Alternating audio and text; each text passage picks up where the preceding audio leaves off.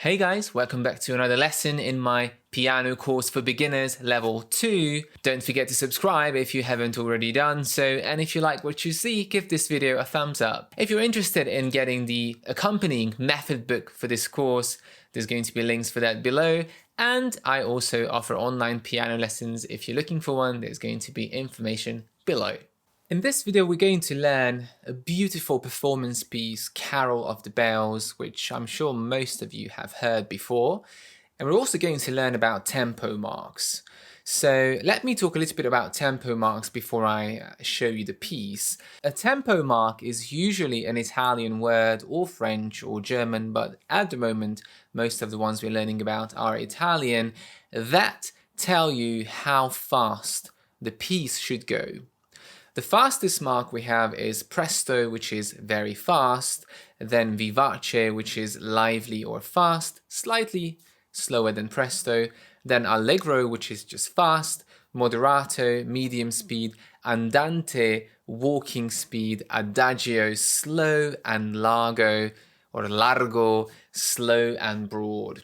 And the reason why we have these words instead of actual BPM marks is because in the olden days, when there was no metronome, they had to somehow tell people how fast the piece should go. So none of these words are very specific. It's not like allegro is always 1, 3, 4. It's just roughly a relative term, so you know that allegro is going to be faster than andante, similar to dynamics. If we want to be very specific, we are going to use a metronome mark, and the metronome mark you see on the screen now is crotchet equals 120. The way we read this is we have 120 crotchet beats in every single minute, which means that since a minute has 60 seconds, in every second we can play 2 crotchet beats. So when you set your metronome, you have to set the metronome to 120, and each click on the metronome is going to be 1 crotchet note. So for example, if you play minims or half notes, they are going to be worth 2 clicks, and if you play quavers or eighth notes, are going to be worth half a click. So that's about tempo marks, and now let me demonstrate the piece, and then I'll talk you through it.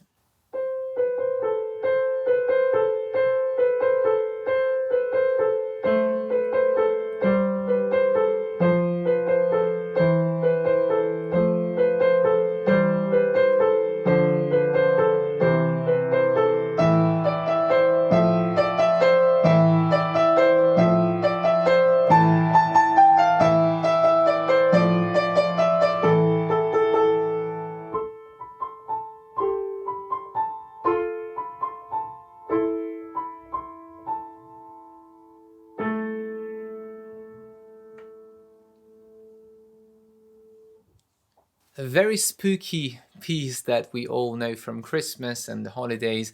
So I think it's a beautiful piece because it incorporates so many elements, not just technical elements, but also artistic elements. The piece is a Ukrainian Christmas carol, and it's excellent for mastering those quaver crotchet relationships that we learned about in the previous lessons. It can be rather difficult to keep an even pulse when you have crotchet quaver. It's very easy to mix them up every now and then, so by really counting and learning this piece, you'll be able to distinguish between the two. The piece is also excellent for practicing quick pedal changes, which we just learnt about in the previous lesson. So as you can see, all the pedal marks are put into the piece to show you where to lift up the pedal, and don't forget you're going to pedal after the note, not together with the note. So the piece is in 3/4, it says allegro 120, so it goes quite quickly, but it's fairly easy to play. It's very repetitive, the pattern in the right hand. And actually, let's start with the right hand. The rhythm goes ta, ti, ti, ta, 1, 2, and 3, or 1 and 2 and 3 and. So crotchet, quaver, quaver, crotchet, ta, ti, ti, ta. We're going to start number 3 on the C, and it says PP, pianissimo, so very quietly. 1, 2, and 3. So it stays in these 3 notes, 1 on the A, 3 on the C. Ta, ti, ti, ta, repeat, repeat.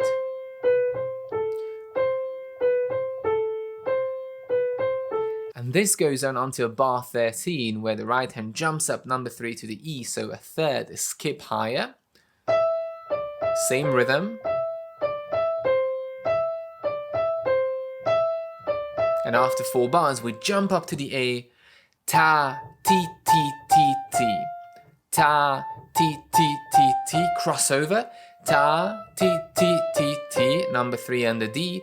Ta, ti, ti, ti, ti. Ta, ti, ti, ta. So it's quite a difficult passage here, and you have 4 finger changes. So practicing these 4 bars is really going to help to work on speed. And once we've finished on this A, we're going to jump not to this C, but an octave higher, because it says 8. So an octave higher than written. So ta, ti, ti, ta, 4 times. And finishing on the high A. Now every time you do this pattern, make sure the hand kind of balances on those 2 notes, because you're going almost rotating the arm a little bit instead of keeping it very static. That could build up the tension. So that's the right hand, and dynamics wise we start very quietly, and in bar 13 we start getting louder, and by the high A we reach the loudest point in the piece, and then we finish very quietly, and there is writ in the second last bar, so we slow down. Left hand starts 1 on the A below middle C, and these are dotted minims, dotted half notes, so 1, 2, 3, 1, 2, 3, 1, 2, 3, 1, 2, 3. Now going in thirds, skips F and A, 1, 2, 3, next 2 pairs, 2, 4, 1, 2, 3, and then we do a finger crossing, 1, 3 on the D, F, 1, 2, 3, and 1, 2, 3, 2, 4.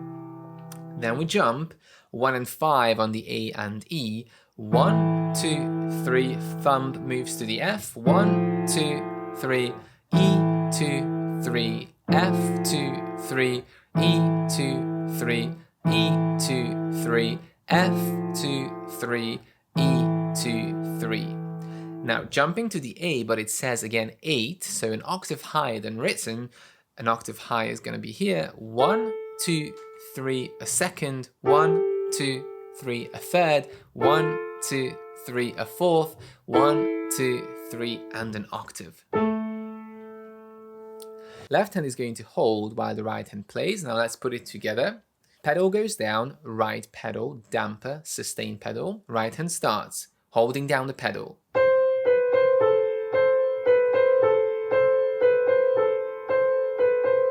When you get to the end of the 4th bar, left hand joins in. Pedal up and down. Next note, keep the pedal down. Up and down. Next note. Up and down. Up and down. Up and down. So every time you play the first note in each bar, the pedal goes up and down right after the note when your hand is still on the note, but not together with the note. We learned about this in the previous lesson. And once we get to bar 13, we're getting louder.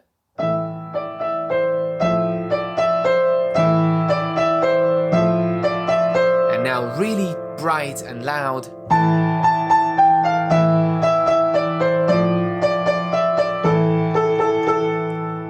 Jumping up to the high C and A, very gently, mysteriously, slowing down, and up to the A and octave. So although the patterns are very simple in the piece, getting the pedaling right is going to be very challenging. First thing you want to do is learn the right hand, then learn the left hand, put them together, and once you master dynamics, coordination, note values, start adding in the pedal. It should be the last thing you add because it's going to make it very complicated, especially with the rhythm, since the pedal has to come up and down after the note. Start very slowly, even if you want to go this speed 1 and 2 and 3 and it's absolutely fine as long as you get all the note values correct and fluent without stopping anywhere like this.